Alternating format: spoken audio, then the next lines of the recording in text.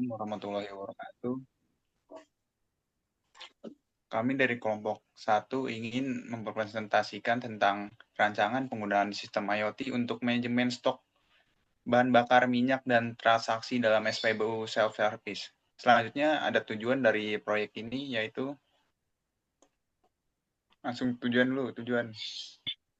Nah, tujuan dari proyek ini ialah untuk menghadirkan ekosistem SPBU yang lebih efisien, akurat, transparan, dan modern melalui penerapan teknologi IoT dan self-service digital yang meningkatkan performa operasional sekaligus kepuasan pelanggan. Sementara sistem IoT memastikan manajemen stok BBM yang akurat secara real time.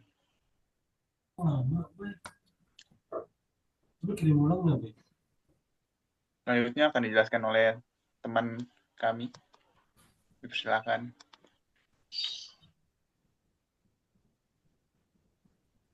Ya, ruang lingkup dan batasan proyek. Yang pertama, ruang lingkup atau in-scope. Perangkat lunak inti yaitu pengembangan firmware dispenser atau HMI touchscreen, integrasi sistem POS dan back office, dan modul keamanan pembayaran. Lalu yang kedua ada integrasi pembayaran, yaitu koneksi ke payment gateway, terminal EDC, dan implementasi QRIS atau mobile payment. Lalu yang ketiga ada infrastruktur, yaitu instalasi dispenser pintar, sensor automatic tank gouging atau ATG, jaringan LAN atau WAN, dan sistem keamanan yaitu berupa CCTV dan firewall. Lalu batasan proyek atau constraints.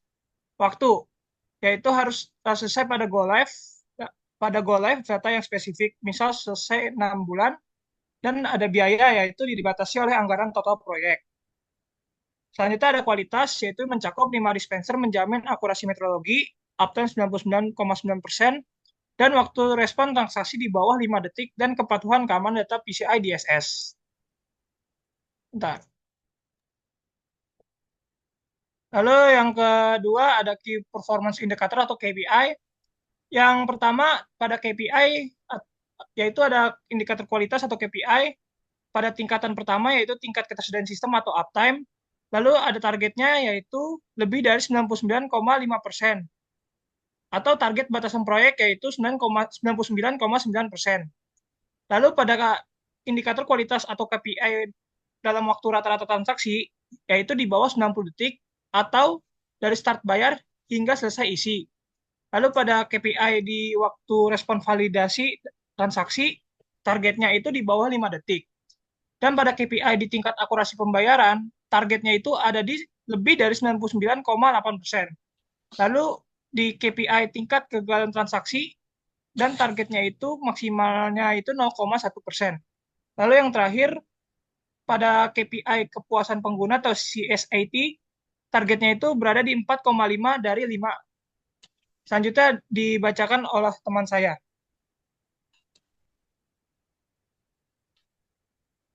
Oke, selanjutnya yaitu ada Resimetrics. Resimetric itu adalah alat manajemen proyek yang digunakan untuk menjelaskan secara jelas peran dan tanggung jawab setiap anggota tim dalam setiap aktivitas proyek. Resi merupakan singkatan dari Responsible, Accountable, Consult, dan Inform, di mana responsible adalah pihak yang mengerjakan tugas, lalu ada accountable ya adalah pihak yang bertanggung jawab atas hasil akhir, consult adalah pihak yang memberikan masukan atau keahlian, dan inform adalah pihak yang perlu diberi informasi tentang perkembangan pekerjaan. Di sini ada table bisa kita lihat, yaitu paket kerja utama. Yang pertama, perumusan ruang lingkup sistem. Dan di sini diberi tanda dengan A yaitu accountable, R responsible, C consult, dan I inform. Yang pertama itu perumusan ruang lingkup sistem. Dari sponsor proyek dan manajemen puncak itu mendapatkan A accountable, manajer proyeknya R responsible, tim proyek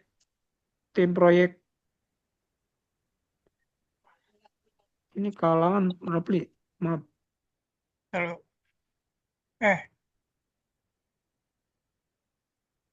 kalangan apa? Nah, dah, lanjut. Tim proyek TI atau developer integrator mendapatkan consult, manajemen operasional SPBU konsul, paket kerja utama, perumusan ruang lingkup sistemnya, lalu ada sponsor proyek manajemen puncaknya, accountable. Yang kedua ada penetapan anggaran proyek, sponsor proyek atau manajemen puncaknya A, accountable, manajer proyeknya responsible, tim proyek IT-nya inform, dan manajemen operasional SPBU-nya inform. Yang ketiga ada coding firmware dispenser, yaitu sponsor proyek atau manajemen puncaknya inform, manajer proyeknya accountable, tim proyek IT atau developernya itu responsible, lalu manajemen operasional SPBU-nya consult. Yang keempat ada instalasi dispenser dan sensor ATG. Manajemen puncaknya inform, manajer proyeknya accountable, tim proyek IT developer atau integratornya responsible, manajemen operasional SPBU-nya consult. Integrasi pembayaran digital mendapatkan di sponsor proyeknya yaitu inform, manajer proyeknya accountable, tim proyek TI, tim proyek IT-nya responsible, manajemen operasional SPBU-nya consult. Yang keenam ada uji akurasi dan keamanan data di sponsor proyek yaitu accountable, manajer proyek consult, tim proyek IT-nya responsible, manajemen operasional SPBU-nya consult. Yang ketujuh ada pelatihan staf SPBU. Itu mendapatkan di sponsor proyeknya consult, manajer proyeknya inform, tim proyek IT-nya consult, manajemen operasional SPBU-nya bisa responsible atau accountable. Yang kedelapan ada peluncuran resmi atau go live. Manajemen puncaknya ada di accountable, manajer proyeknya consult, tim proyek IT-nya responsible, manajemen operasional SPBU-nya responsible atau accountable. Lanjut. Selanjutnya ada tanggung jawab utama atau resi matrix. Yang pertama ada sponsor proyek atau manajemen puncak atau A, accountable, bertanggung jawab akhir untuk perumusan ruang lingkup sistem, penempatan anggaran proyek, uji akurasi dan keamanan data, dan juga peluncuran resmi atau go live. Lalu ada manajer proyeknya, yaitu bertanggung jawab di akhir untuk coding firmware dispenser, instalasi dispenser, dan sensor ATG, dan integrasi pembayaran digital. Lalu tugas tanggung jawab dari tim proyek IT-nya yaitu pelaksanaan utama untuk coding firmware, dispenser, instalasi dispenser dan sensor ATG, integrasi pembayaran digital, dan uji akurasi dan juga keamanan data. Tanggung jawab manajemen operasional SPBU yaitu pelaksana utama untuk pelatihan staf SPBU. Selanjutnya dibacakan Raffi Agusmansyah.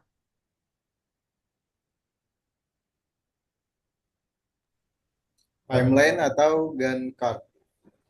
Minggu pertama sampai minggu kedua, kegiatan utamanya analisis kebutuhan studi kelayakan. Tujuannya mengidentifikasi kebutuhan bisnis SPBU, fungsi sistem IoT yang dibutuhkan, serta analisis kelayakan teknis, operasional, dan finansial. Output yang didapatkan dokumen kebutuhan sistem dan persetujuan manajemen. Minggu ketiga sampai kelima, pengembangan dilakukan kegiatan utamanya pengembangan firmware dan integrasi sistem. Tujuan dan outputnya merancang firmware dispenser antarmuka HMI serta mengintegrasikan sistem POS serta ATG dan payment gateway. Outputnya firmware berfungsi dan sistem terintegrasi di lingkungan uji coba. Minggu ke-6 sampai ke-7, kegiatan utamanya instalasi fisik dan pengujian awal. Tujuannya melakukan pemasangan perangkat seperti sensor, dispenser, dan CCTV, dan uji fungsionalitas awal untuk memastikan konektivitas dan keakuratan pembaca stok BBM. Outputnya, sistem siap diuji lapangan atau pilot site. Minggu ke-8 sampai ke-9, kegiatan utamanya strategi komunikasi dan persiapan pelatihan. Tujuan dan outputnya mengembangkan materi sosialisasi dan pelatihan untuk operator dan pelanggan, mempersiapkan panduan pengguna SPBU self-service dan SOP digital. Outputnya modul pelatihan, media sosialisasi, dan jadwal pelaksanaan. Minggu ke-10 sampai ke-11 pelatihan operator dan simulasi pengguna. Tujuan dan outputnya melakukan pelatihan teknis untuk staf SPBU serta simulasi transaksi self-service bagi pelanggan. Fokus pada pembiasaan penggunaan sistem digital dan prosedur keamanan. Outputnya operator kompeten dan pengguna memahami proses transaksi mandiri. Minggu ke-12, Go Live dan edukasi proyek. Tujuan dan outputnya sistem mulai dioperasikan secara penuh atau Go Live di SPBU.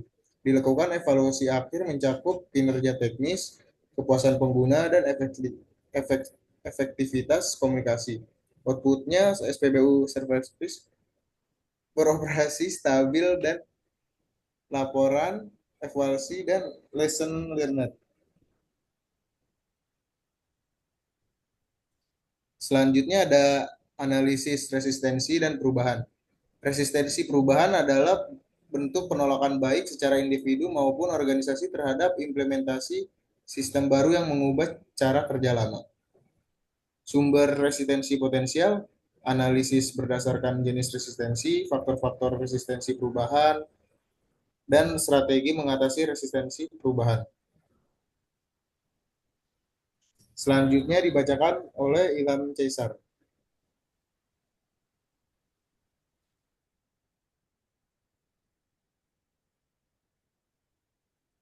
Selanjutnya adalah model manajemen perubahan voter.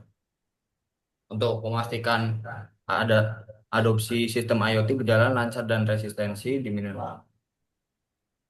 diminimalisir. Dimatiin itu ini bukan volume. Proyek ini akan mengadopsi Kotter 8 step change model karena pendekatannya yang berfokus pada langkah-langkah transformasional dan keterlibatan organisasi secara penyeluruhan. Nah, penerapan model Kotter ada menciptakan rasa mendesak, seperti mengomunikasikan data antrian yang lama dan ketidakefisienan manajemen stok BBM saat ini kepada staf dan stakeholder untuk menunjukkan perlunya sistem self-service yang baru. Selanjutnya membentuk koalisi pemandu, seperti membentuk tim inti dari IT, operasional SPBU, dan manajemen keuangan untuk memimpin dan mendukung inisiatif perubahan. Nah, yang ketiga mengembangkan visi strategis, ya, seperti menyampaikan visi SPBU, terotomasi, transaksi cepat, dan stok akurat real time kepada seluruh karyawan. Yang keempat, mengomunikasikan visi menggunakan tim pelatihan dan champion untuk mengomunikasikan visi dan manfaat sistem secara konsisten. Yang kelima, memberdayakan tindakan menghapus hambatan seperti pelatihan yang kurang memadai, kekurangan perangkat atau SOP yang kaku. Selanjutnya,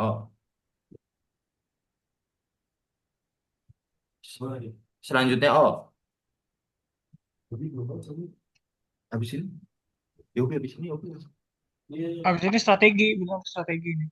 Iya, strategi. Baca Ini strategi. Ini Nah, strategi. ya. Ya. Selanjutnya, strategi ini berfokus pada penyelarasan informasi di antara semua pemangku kepentingan.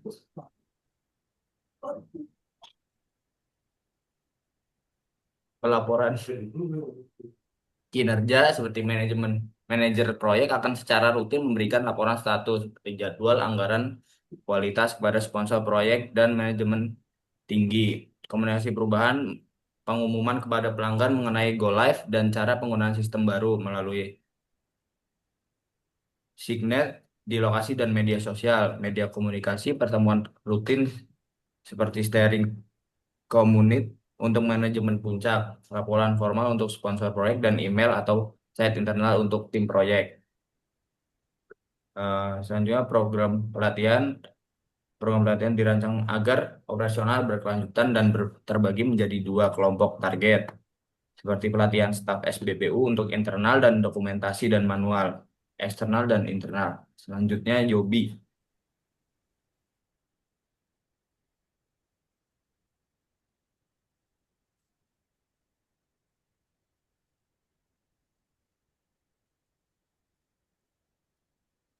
Selanjutnya dijelaskan oleh Hilman Sahlal. Baik, di sini ada beberapa tampilan mockup. Yang gambar pertama yaitu mendeskripsikan sebagai halaman splash screen atau awal aplikasi dengan logo My Pertamina. Di sini fungsinya untuk menyambut pengguna dan meminta pengguna memilih bahasa interface yang akan digunakan, contoh seperti bahasa Inggris atau bahasa Indonesia, sebelum masuk ke tahap login atau registrasi. Ini penting untuk experience user yang beragam. Lalu di gambar sebelahnya yaitu halaman login standar setelah pemilihan bahasa. Di sini memungkinkan pengguna lama untuk mengakses akun mereka dengan memasukkan nomor telepon dengan sesuai dengan kode negara masing-masing. Kalau di Indonesia yaitu kode negaranya +62. Halaman ini juga berfungsi sebagai pintu masuk ke pendaftaran bagi pengguna baru.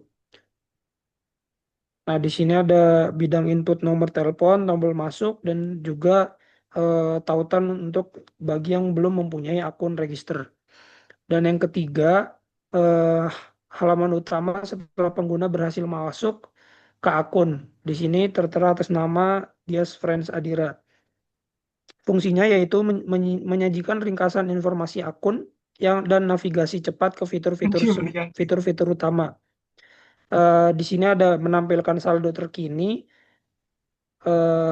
total saldo akhirnya yaitu 42.000 dan juga tombol top up untuk mengisi ulang saldo yang ada. Selanjutnya menampilkan ringkasan My Point. Di sini tertera setelah user itu mengisi bahan bakar, langsung otomatis dia mendapatkan poin-poin tertentu dari nominal yang ketika user mengisi bahan bakar. Dan total pengisiannya 2,9 liter.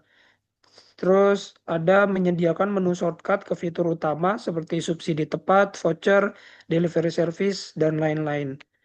Selanjutnya ada menampilkan bagian event dan promo untuk informasi pemasaran. Nah, selanjutnya gambar keempat, ya ini ada halaman pembelian atau pemilihan produk. Halaman kelima, maaf, yang pilih produk, Turbo atau Pertamax. Halaman yang muncul saat pengguna ingin melakukan transaksi mungkin diakses dari salah satu menu di halaman beranda atau tombol My di navigasi bawah. Fungsinya yaitu memungkinkan pengguna untuk memilih jenis produk bahan bakar yang akan dibeli, Pertamax Turbo atau Pertamax Green. Halaman ini juga mengintegrasikan fungsi pencarian lokasi Pertasop terdekat dan menampilkan peta. Dan selanjutnya ada barcode, tampilan barcode untuk menampilkan kode QR yang digunakan untuk pembayaran atau identifikasi. Fungsinya adalah halaman kunci untuk transaksi di SPBU atau Pertasop. Pengguna menampilkan QR code, contohnya UHAMKA file pada mockup ini, kepada petugas untuk mengidentifikasi akun, mencatat pembelian, dan memotong saldo. Halaman ini juga menunjukkan ringkasan poin Anda dan total pembelian berapa liternya. Terus selanjutnya ada conclusion. Proyek ini bertujuan untuk menerapkan sistem dan teknologi informasi IT. Selanjutnya Yobi, mohon maaf. Selanjutnya Yobi. Selanjutnya ada konsulin.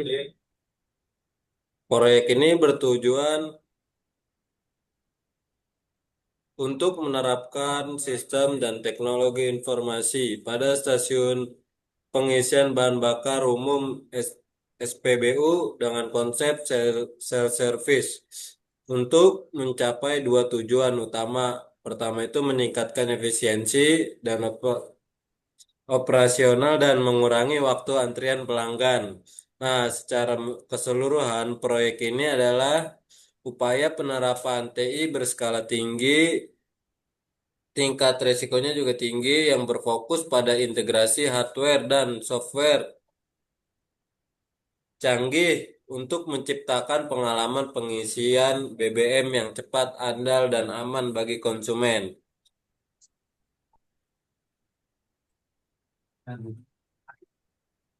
Selanjutnya ditutup oleh Farid. Baik, itu presentasi dari kelompok kami tentang rancang penggunaan sistem IoT berbasis aplikasi untuk manajemen stok BBM dan transaksi dalam SPBU Subservice. Baik, terima kasih. Ini baca di itu ya, di chat ya. Terutama buat Yobi nih.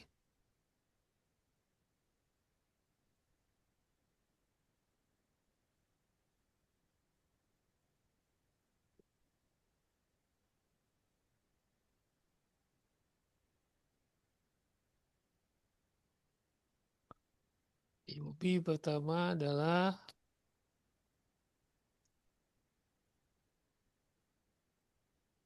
ya, aktivitas utama apa saja yang harus dimasukkan ke dalam WBS untuk proyek ini. Mulai dari pengembangan firmware, dispenser, integrasi payment, nih pos nih payment ya, back office, hingga instalasi infrastruktur keamanan.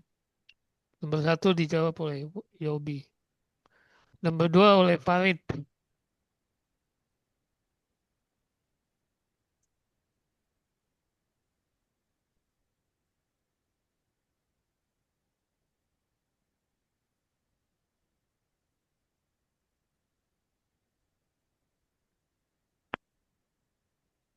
Nomor 2 oleh Farid.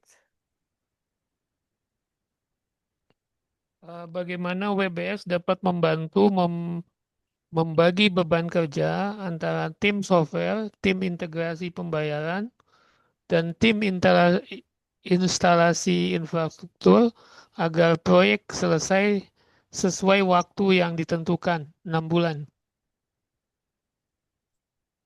Yang ketiga, Ilham.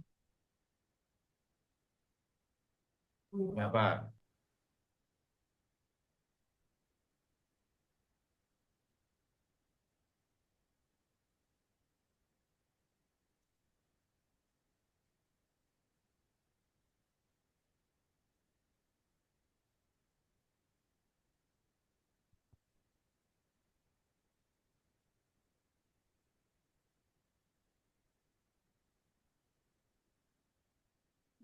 Nih, yang ketiga Ilham, indikator kinerja apa yang dapat digunakan untuk mengukur keberhasilan proyek dalam hal stabilitas sistem pembayaran dan keandalan integrasi antar perangkat.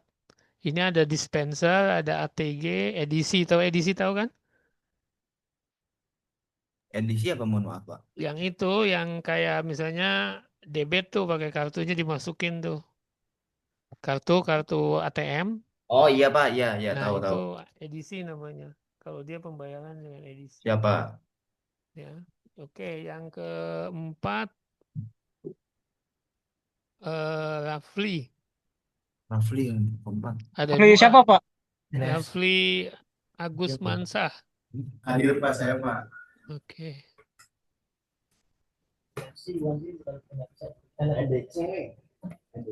Iya Pak. Yang nomor 4 ya.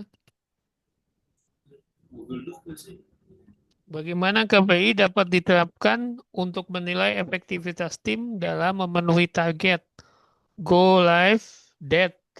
Jadi pada waktu peluncurannya dan efisiensi anggaran proyek. Oke, yang kelima.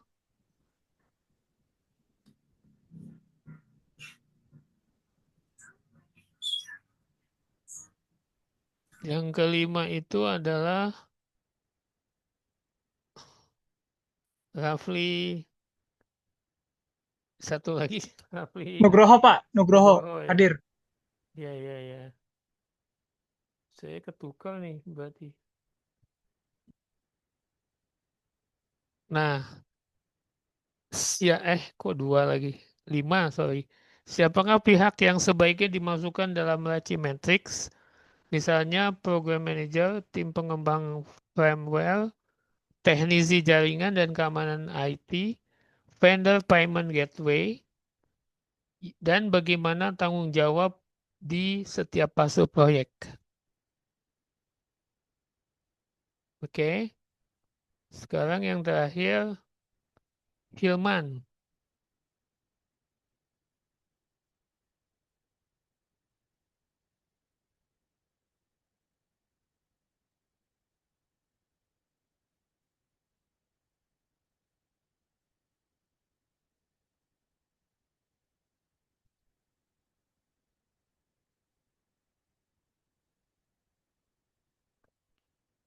6. Komponen visual apa yang perlu ditampilkan pada mockup antarmuka HMI, ya, touchscreen agar operator dapat dengan mudah memantau status dispenser, pembayaran dan keamanan secara real time. Ini Hilman ya. Dan yang ketujuh adalah pertanyaan kelompok.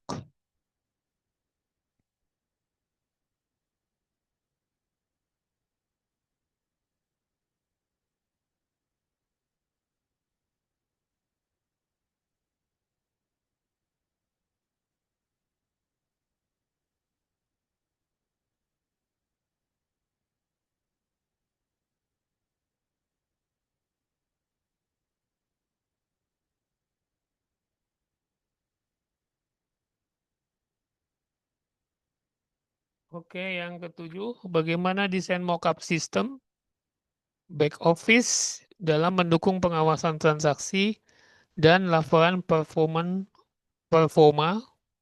perangkat secara efisien. Oke, di laptop saya 15.42 berarti 15.52 selesai. Silahkan dijawab. Kasih Baik, Pak, waktu 10 ditunggu menit ya. ya. Ya, Pak. Makasih.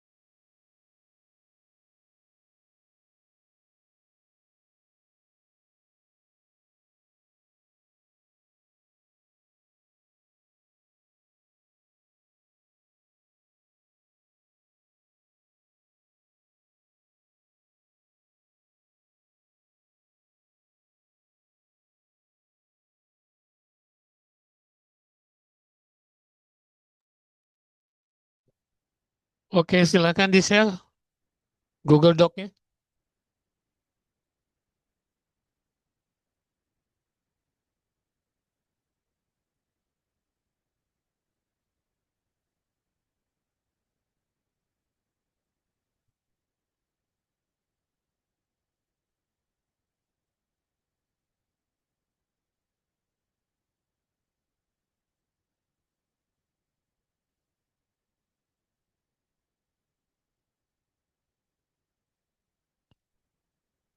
Oke, nomor 1, Yobi.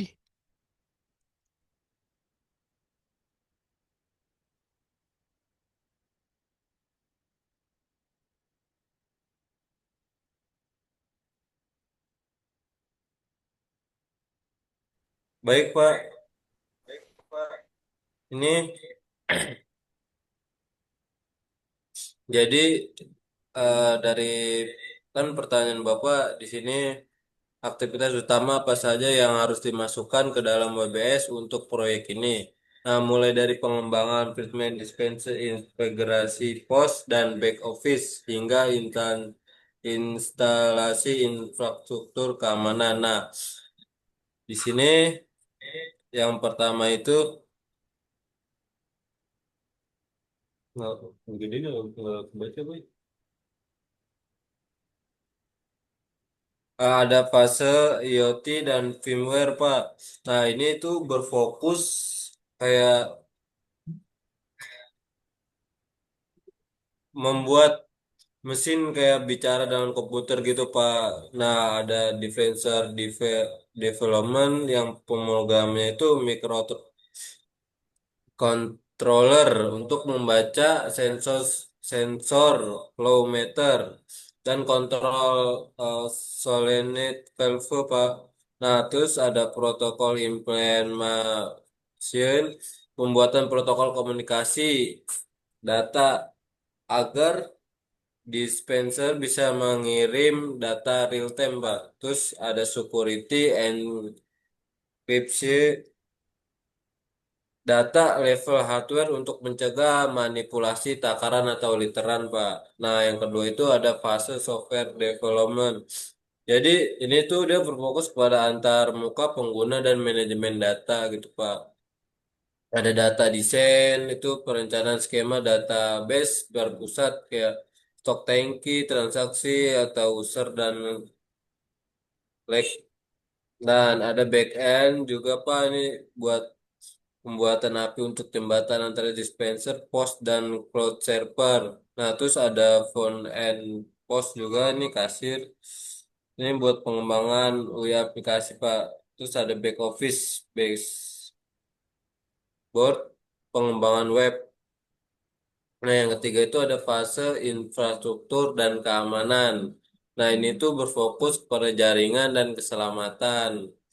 Kayak network topologi, instalasi kabel, sama ada security hardware, pemasangan CCTV, kayak nah yang ketiga ada server development.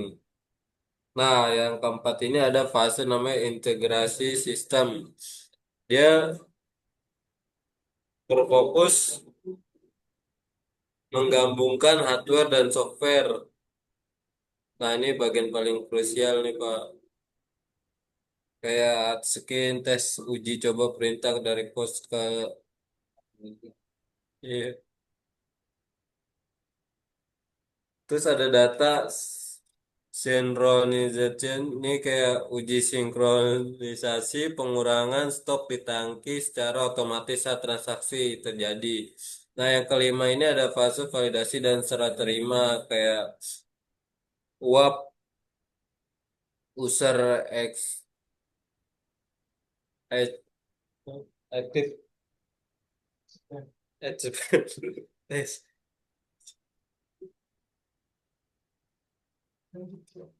Nah, selanjutnya jadi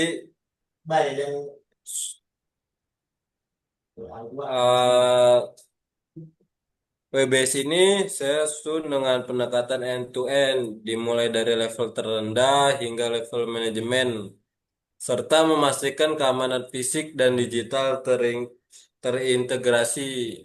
Seperti itu sih, Pak.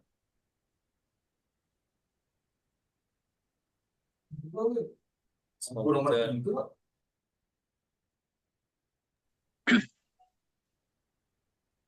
Lalu selanjutnya di sini ada pertanyaan nomor 2, yang dimana pertanyaan itu bagaimana WBS dapat membantu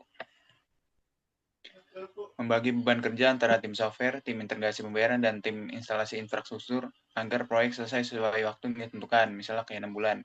Pertama-tama yaitu tim software fokus pada level 2.1 pada WBS, di mana pengembangan perangkat lunak inti.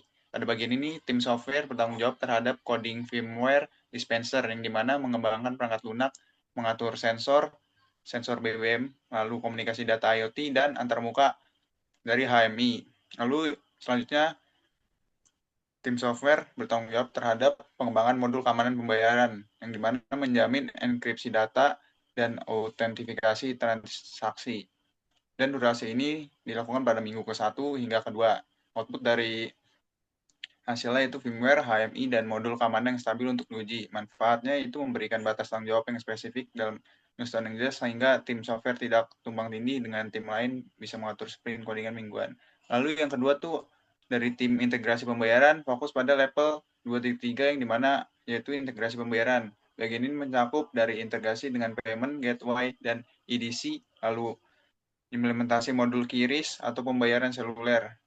Durasi minggu kedua hingga keempat, yang dimana mendapatkan sistem pembayaran digital QRIS edisi yang sinkron dengan POS, point of sale, dan dashboard back office. Dan data dari WBS itu menunjukkan dependensi pada tim software, karena sistem POS bisa diintegrasikan setelah AMI dan API dari sistem software selesai. Dengan begitu, manajer proyek dapat menjadwalkan integrasi tanpa menunggu lama, tetap sesuai timeline 6 bulan. Dan yang ketiga itu dari tim instalasi infrastruktur fokus pada level 2.2, yang dimana infrastruktur jaringan. Tanggung jawab mereka meliputi dari instalasi dispenser pintar dan sensor ATG, lalu konfigurasi jaringan LAN dan WAN SPBU. Durasi dari minggu keempat hingga ke-6. Outputnya itu perangkat keras dan jaringan siap digunakan untuk integrasi sistem IoT.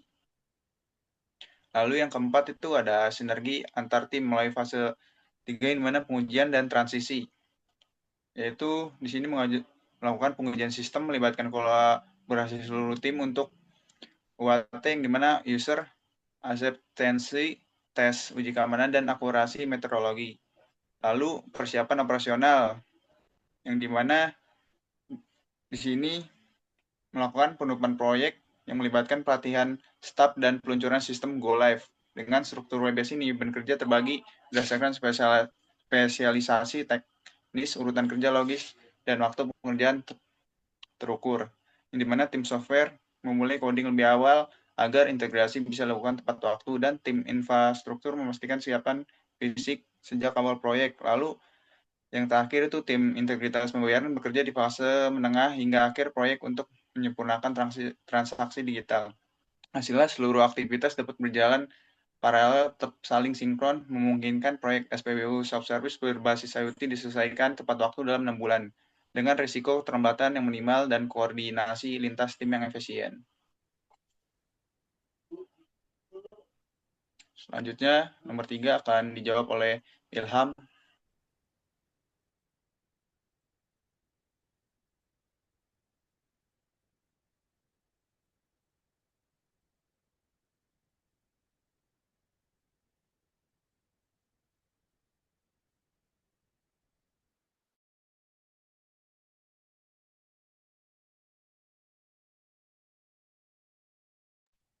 Ya, buat Ilham, apa siap untuk menjawab?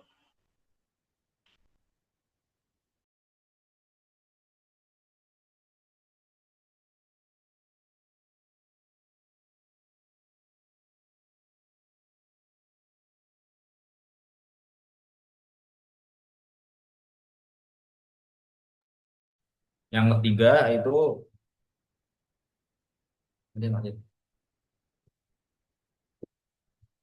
indikator kinerja apa yang dapat digunakan untuk mengukur keberhasilan proyek dalam hal stabilitas sistem pembayaran dan keandalan integrasi antar perangkat. Nah,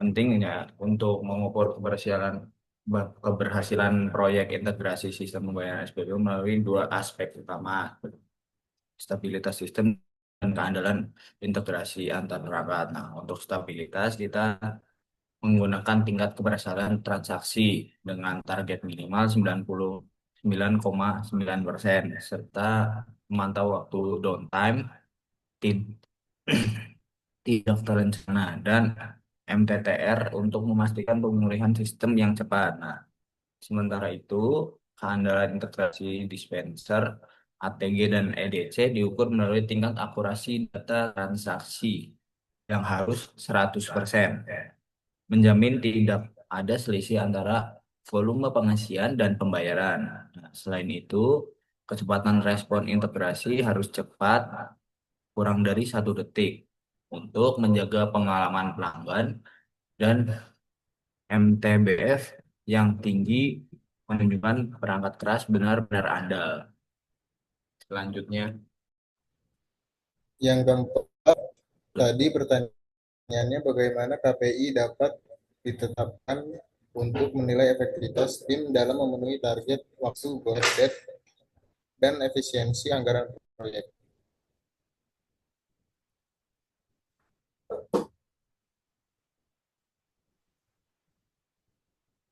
KPI untuk menilai efektivitas target waktu.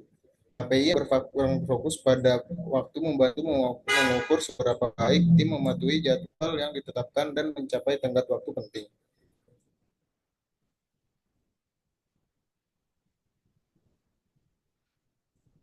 Yang pertama ada defisiasi jadwal atau schedule variasi, yakni mengukur perbedaan antara jadwal yang direncanakan atau baseline dengan progres aktual. Contohnya, hitung presentasi tugas kritis yang diselesaikan tepat waktu atau gunakan rumus Arnold Value Management dengan SV sama dengan EV dikurang PV. Yang kedua ada kepatuhan ke tenggat waktu atau milestone endurance, yakni mengukur presentasi pencapaian milestone kunci proyek sesuai tanggal yang dijadwalkan. Contohnya kepatuhan milestone sama dengan jumlah milestone yang dicapai tepat waktu dibagi total milestone dikali 100%. Yang ketiga ada siklus waktu atau task cycle time, yakni waktu rata-rata yang dibutuhkan tim untuk menyelesaikan tugas-tugas inti, misalnya dari mulai pengembangan hingga selesai pengujian. Digunakan untuk mengidentifikasi hambatan dan memprediksi waktu penyelesaian sisa proyek. Yang keempat, ada kehadiran atau keterlambatan go live atau go live punctuality rate, mengukur apakah tanggal go live aktual sesuai lebih cepat atau terlambat dari tanggal yang sudah disesuaikan yang direncanakan. Tingkat keterlambatan go live sama dengan tanggal go live aktual dikurang tanggal go live terencana dibagi durasi proyek terencana, diukur dalam hari atau minggu.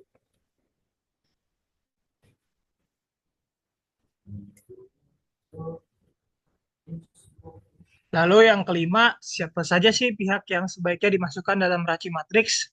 Misalnya project manager, tim pengembang firmware, teknisi jaringan, tim keamanan IT, vendor payment gateway, dan bagaimana pembagian tanggung jawabnya di tiap fase proyek. Nah, yang berikut adalah pihak-pihak yang umum dimasukkan, termasuk usulan Anda dan contoh pembagian tanggung jawabnya di tiap fase proyek. Misalnya untuk proyek pengembangan produk atau sistem baru. Scroll ke bawah, tolong.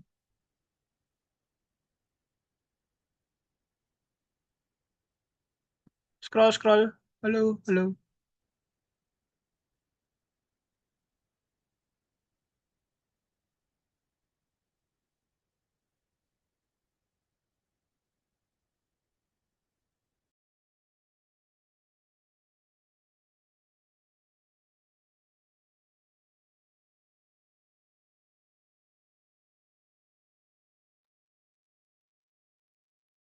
Berikut adalah pihak-pihak utama dalam Raci Matrix. Pihak-pihak ini mewakili peran atau sistem yang memiliki kepentingan atau keterlibatan langsung dalam proyek. Yang pertama ada project manager, yaitu bertugas sebagai bertanggung jawab atas keseluruhan pelaksanaan proyek, jadwal, anggaran, dan komunikasi. Lalu yang kedua ada tim pengembang firmware, yakni bertanggung jawab atas pengembangan dan pengujian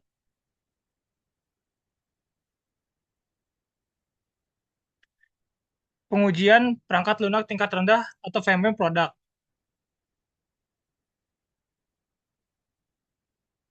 Lalu yang ketiga ada teknisi jaringan, bertanggung jawab atas infrastruktur jaringan dan konfigurasi dan konektivitas. Lalu keempat ada tim keamanan IT, yaitu bertanggung jawab untuk memastikan kepatuhan terhadap standar keamanan dan mitigasi risiko. Yang kelima vendor payment gateway, yakni pihak eksternal yang menyediakan layanan pemrosesan, pembayaran, dan integrasi API.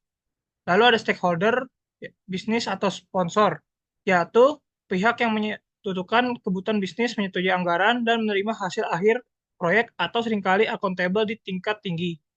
Lalu yang keenam ada tingkat penguji, bertanggung jawab atas verifikasi dan validasi fungsionalitas dan non-fungsionalitas produk. Lalu pembagian tanggung jawab Raci per fase proyek. Yakni ada 4 peran Raci, yaitu yang pertama responsibel atau pelaksana, yaitu pihak yang melakukan pekerjaan untuk menyelesaikan tugas. Yang kedua ada accountable, yaitu atau penanggung jawab, yaitu pihak yang bertanggung jawab atas hasil akhir dan memberikan persetujuan, yaitu hanya ada 1 per tugas. Lalu yang ketiga ada consulted, yaitu yang diberi konsultasi, yaitu pihak yang harus memberikan input atau masukan sebelum pekerjaan selesai. Lalu yang terakhir ada informed atau diberi informasi, yaitu pihak yang harus diberitahu setelah pekerjaan atau keputusan selesai. Baik, nomor 5 sudah selesai, dilanjut oleh nomor 6.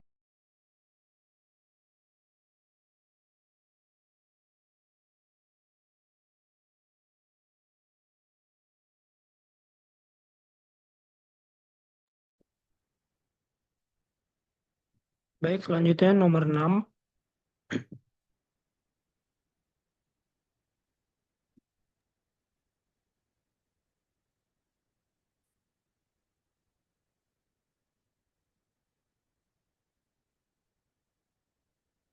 Boleh di-scroll lagi?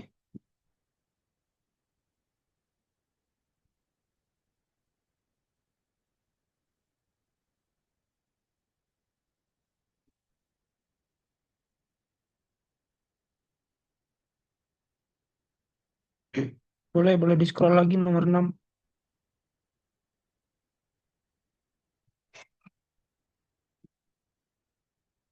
Rafli.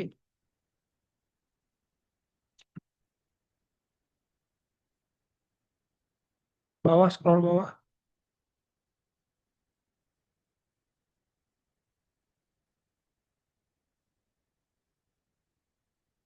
Bawah lagi, bawah. Ya. Pertanyaannya yaitu komponen visual apa yang perlu ditampilkan dalam mockup antarmuka HMI touchscreen agar operator dapat dengan mudah memantau status dispenser, pembayaran, dan keamanan secara real time. Yang pertama, fitur yang digunakan yaitu pemantauan status dispenser dan stok BBM. Di sini ada status konektivitas dispenser, yaitu icon visualnya misalkan lampu berwarna yang menunjukkan apakah firmware dispenser atau sensor ATG ini terhubung ke sistem back office atau tidak. Seperti misalkan indikator hijau itu tandanya terhubung dan beroperasi, indikator merah yaitu offline atau rusak. Terus selanjutnya ada status pengisian saat ini. Tampilan visual yang jelas mengenai status pengisian yang sedang berlangsung, seperti nomor nozzle yang sedang aktif, volume BBM yang sudah terisi dalam liter, terus ada sisa waktu rata-rata transaksi jika ada timernya. Selanjutnya ada indikator stok BBM atau indikator secara real time. Bentuknya yaitu grafik batang atau presentasi yang menunjukkan level stok BBM dalam tangki penampungan. Data ini didapat dari sensor ATG berbasis IoT. Selanjutnya ada pemantauan status dan pembayaran. Nah, komponen ini krusial untuk memastikan setiap transaksi berjalan lancar dan akurat. Terdiri dari yang pertama daftar transaksi aktif. Tabel atau daftar yang menampilkan transaksi yang sedang menunggu validasi atau sedang diproses. Seperti nomor dispenser dan nozzle, metode pembayaran QRIS, edisi atau seluler, status pembayaran atau menunggu validasi, sukses atau gagal. Waktu respon transaksi, tampilan real time dari waktu respons validasi transaksi. Targetnya itu kurang dari 5 detik. Jika waktu respon melebihi batas, ikon peringatan akan muncul. Terus yaitu ada log transaksi gagal. Jendela pemberitahuan yang menyoroti transaksi yang gagal secara otomatis sehingga operator dapat segera melakukan intervensi atau memberikan bantuan kepada konsumen. Terus yang ketiga ada pemantauan keamanan dan intervensi. Komponen ini dirancang untuk tindakan pengawasan dan pengendalian yang mencangkup yaitu peringatan keamanan atau alerts, jendela pop-up atau indikator suara yang menunjukkan adanya satu upaya manipulasi dispenser, dua kegagalan dalam uji keamanan data, ada jika terdeteksi ada anomali. Terus yang ketiga ada peringatan darurat emergency stop yang diaktifkan oleh pelanggan atau sistem. Terus yang selanjutnya ada tampilan CCTV terintegrasi atau opsional. Preview video dari kamera CCTV yang mengawasi area dispenser atau transaksi, memungkinkan operator menverifikasi kondisi aktual di lapangan tanpa harus meninggalkan pos. Terus ada tombol intervensi cepat, yaitu tombol touchscreen yang besar dan mudah diakses untuk fungsi-fungsi override atau darurat. Seperti stop all, menghentikan semua pengisian. Terus ada override payment, memvalidasi pembayaran yang tertunda secara manual jika diizinkan. Terus ada panggilan bantuan, yaitu mengaktifkan sistem komunikasi dengan pengawas atau teknisi.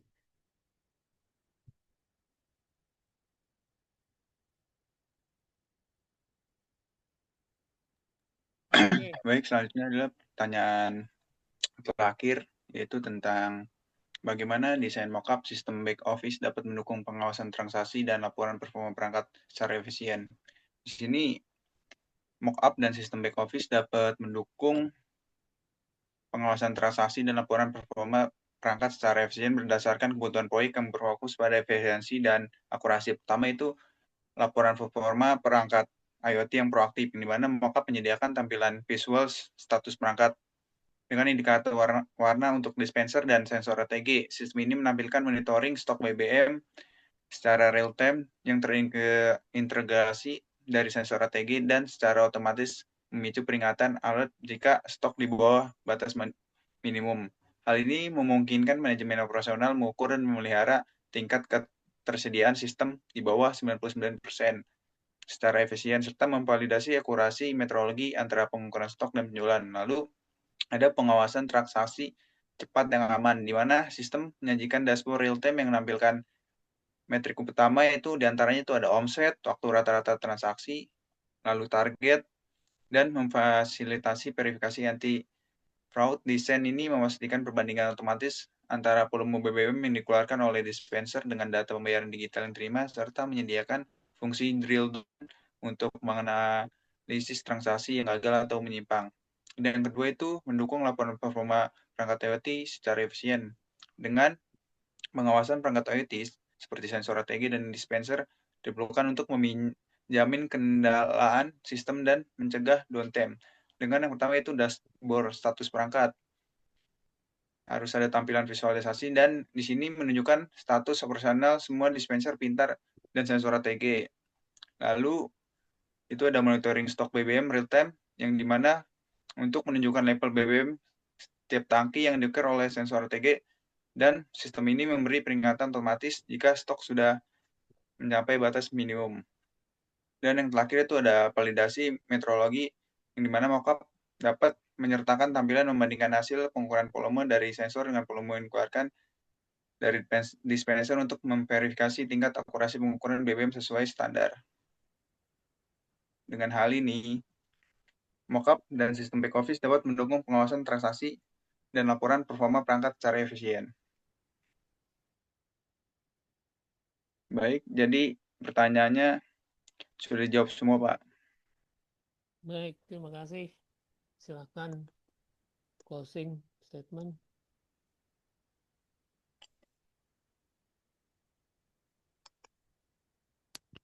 Silakan closing statement. Baik, terima kasih buat semuanya yang sudah mendengarkan. Jika ada salah kata, mohon dimaafkan. Wassalamualaikum warahmatullahi wabarakatuh. Waalaikumsalam warahmatullahi wabarakatuh. Halo. Dikirim ininya ya, Google Doc-nya ke Olu. Ini jadiin satu aja, Pak, sama laporan, Pak. Ya, Bisa, jadiin Pak? satu. Oke, Pak. Baik, Pak, terima mau kasih nanya, ya. Pak. Itu yang, Pak, maaf, Pak, mau nanya. Ya, Itu yang Teknoka kan, kelompok saya kan belum direvisi, Pak. Itu gimana tuh, Pak? nanti aja setelah UTS. Nanti. Oh, yaudah, Pak. Ya, Makasih, Pak. baik. Terima kasih. Assalamualaikum warahmatullahi wabarakatuh.